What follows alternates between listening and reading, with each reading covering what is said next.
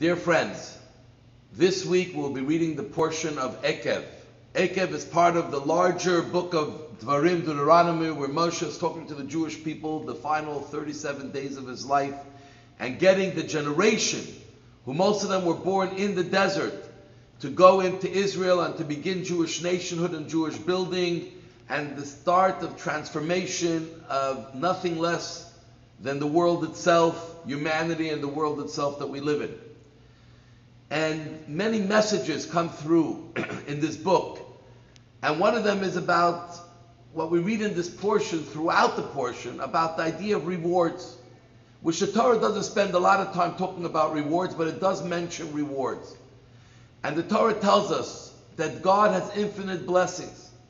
The blessings of success in everything we do, to feel satisfied, to feel satiated, to feel accomplished, to feel that we're fulfilling our mission, our purpose. This is all embedded within the reward system God had given us. And these tremendous infinite blessings, God tells us, how do you reach them? And the Torah tells us, V'haya Ekev Tishmun, when you will follow and listen and hear and pay attention to the words that God is telling us, to the messages God had given us, to the commandments that He had commanded us. When you follow and you go along that path, you live a life of blessings. Rewards is not only what comes afterwards. Like we see that very often rewards are not connected at all to the actions a person had done. The reward is just a way of giving someone something they feel they need, but there's no inherent connection. But in Torah, our actions are the rewards itself.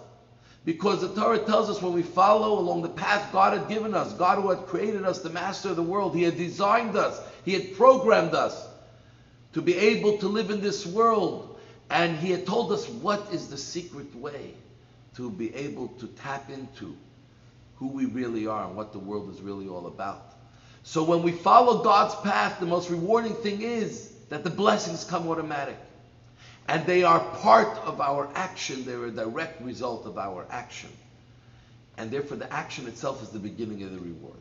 And this is what's so powerful about Judaism. There's no magic in Judaism.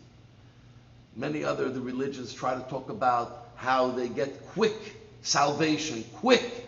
There is no quick in Judaism.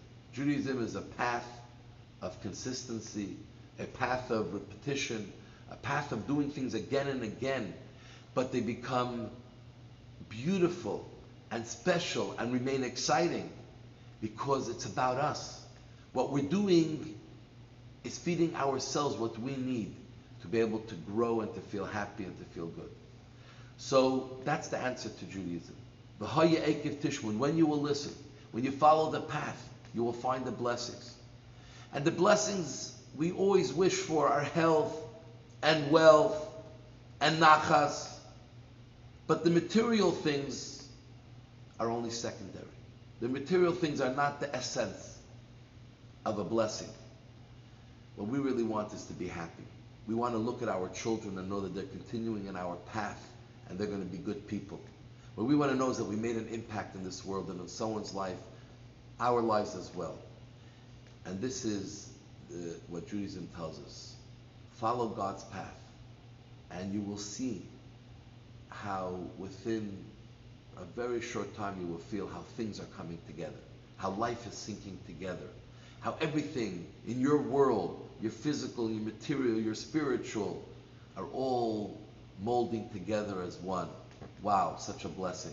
May we all merit to these blessings of true happiness and joy, true satisfaction, true sense of fulfillment of purpose. And this is what Mashiach will be all about. May it come quickly in our days.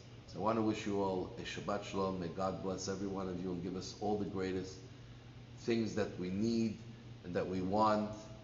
And may we merit the coming of Mashiach as we go into Shabbat, where we bless the month of Elul and we start feeling the winds of the high holidays.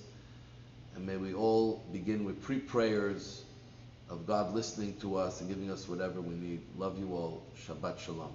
Candlelighting time on Montreal, 8:02 p.m.